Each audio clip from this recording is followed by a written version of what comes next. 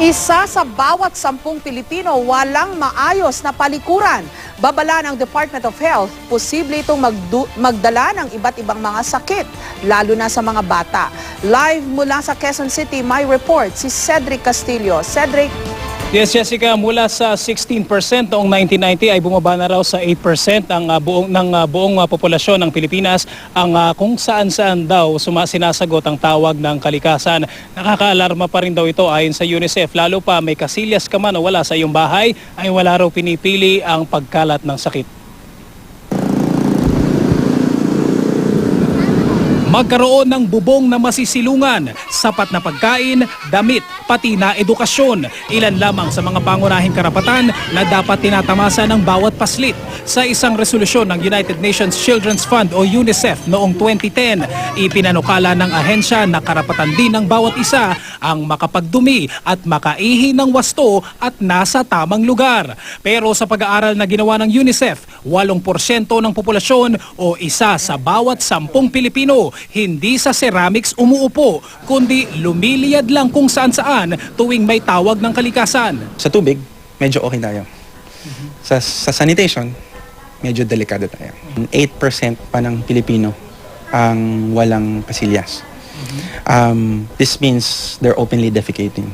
8% roughly translate kung ang 93 million yung population na ginagamit mo would be about 7.5 million people. Kung tutuusin, bumaba na raw ang bilang ng mga tahanang walang kasilyas sa buong bansa mula 16% ng populasyon noong 1990 hanggang 8% sa kasalukuyan. Yun nga lang, sa ilang lalawigan, malaki pa rin daw ang problema sa sanitation.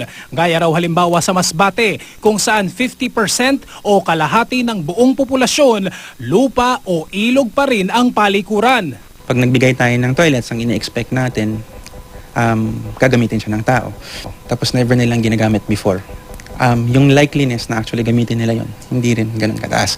Nagiging chicken nest, nagiging rice bin. Kung yung taong isa dumudumi sa labas, kahit yung mga taong merong kasilyas, affected sila nung dumubi sa labas. Hindi malayo sa sakit ang mga taong napapaligiran ng dumi ng kapwa. Sa tala ng Department of Health, isa ang diarrhea at iba pang komplikasyon sa sikmura sa mga nangungunang sanhi ng pagkamatay ng mga batang edad 4 na taon pababa.